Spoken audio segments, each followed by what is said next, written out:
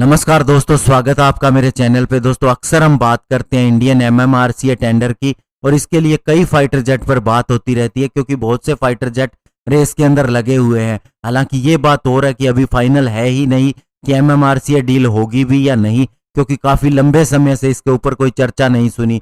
लेकिन आज हम बात करेंगे इसी के एक कंटेंडर फाइटर जेट की, जो कि है F-18 सुपर हॉर्नेट, क्योंकि इसी वीक इसके ऊपर बहुत ज्यादा चर्चा चल रही है। तो चलिए दोस्तों शुरू करते हैं। और दोस्तों, ये चर्चा गर्म है कि अभी इंडियन एयरफोर्स और इंडियन नेवी जल्द ही मल्टी रोल फाइटर जेट उड़ाएगी, जो कि बोइंग का हो सकता है और इसके अंदर 2 इंडियन कंपनीज भी हो सकती हैं।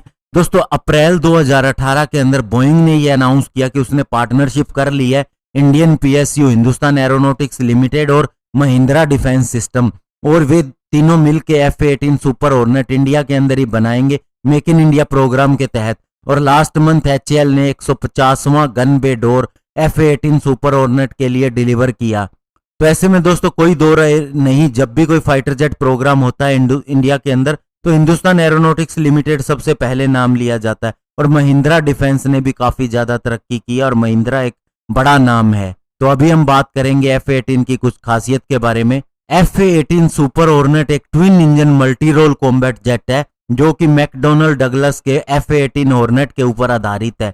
इसे सबसे पहले एयरक्राफ्ट कैरियर के ऊपर से उड़ान भरने के लिए और US नेवी के लिए डिजाइन किया गया था, जब US गवर्नमेंट ने डिसाइड किया कि अब वह F-14 टॉमकैट के साथ नहीं जा सकती। 1991 के अंदर यह डिसाइड किया गया था। और अभी जो लेटेस्ट वर्जन निकल के आया है वो F-18 का ब्लॉक 3 है।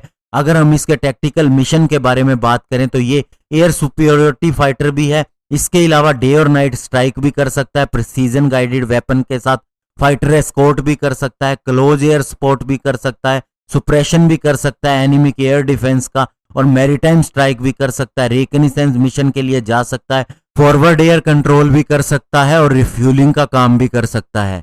और अभी अगर हम बोइंग की वेबसाइट पे जाएं तो उसके अंदर साफ लिखा है कि F-18 सुपर हॉर्नेट इंडिया की सारी जरूरतों को पूरा कर सकता है, कैरियर बेस्ड फाइटर जेट और एक land based multi role fighter jet के हिसाब से, और साथ ही सबसे कम एक्सपेंसिव एयरक्राफ्ट है ये अगर फ्लाइट आवर के हिसाब से देखा जाए, और इसकी एडवांस्ड सर्वाइवेबिलिटी है, साथ ही इसके अंदर कंटिन्यूअस इवोल्यूशन हुआ है। और ये दावा बोइंग ने उस समय किया है जब उसने एक्सटेंसिव टेस्टिंग कर ली है इस फाइटर एयरक्राफ्ट की इंडियन कैरियर के साथ कंपैटिबिलिटी को लेके, और रिजल्ट ये दिखाता है कि ये स्काई जंप ले सकता है इंडियन एयरक्राफ्ट कैरियर से, और साथ ही अपने साथ बहुत सारा फ्यूल भी लेके जा सकता है और वेपन लोड भी लेके जा सकता है। अब ये इंडियन एयरफोर्स और इंडियन नेवी को डिसाइड करना होगा कि उसे सुपर हॉर्नेट लेना है या नहीं।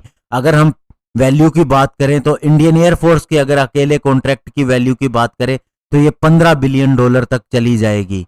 और अभी ये डिसाइड नहीं है कि इसका ऑर्डर दिया जाएगा, और दिया जाएगा तो इंडियन नेवी और इंडियन एयरफोर्स कितने फाइटर जेट का ऑर्डर देगी, उसी हिसाब से बोइंग एक नई प्रोडक्शन फैसिलिटी इंडिया के अंदर लगा सकता है F-18 सुपर हॉर्नेट के लिए, और जिसका एम ये भी होगा कि यहीं पर ही एडवांस मीडियम कॉम्बैट एयरक्राफ्ट का प्रोग्राम भी चल सकेगा। और इससे पहले रॉयल ऑस्ट्रेलियन एयरफोर्स भी 24 ऐसे एयरक्राफ्ट खरीद चुकी है, कुवैत ने भी 28 ऐसे जेट का ऑर्डर दिया था, और अब इंडिया अगर इसका ऑर्डर देता है तो ये 114 से 126 हो सकते हैं, लेकिन अभी इसके ऊपर कुछ भी तय नहीं है।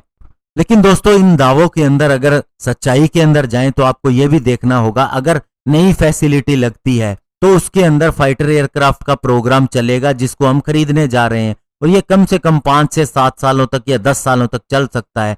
तो ऐसे में वो हमें 10 साल के बाद में बेनिफिट देगा अदर प्रोग्राम के लिए, और हमें टेक्नोलॉजी मिलेगी जो वो तब उसका बेनिफिट है जब महिंद्रा या किसी HAL को हम अपने नए फाइटर जेट का ऑर्डर देते हैं। और ये किस तरह से तय होगा ये गवर्नमेंट ने सोच रखा होगा, और अभी जो बल दिया जा रहा है वो लोकल प्रोडक्शन के ऊपर दिया जा रहा है। तो ऐसे में ये देखना होगा कि इंडियन गवर्नमेंट का डिसीजन क्या रहता है। धन्यवाद, जय हिंद।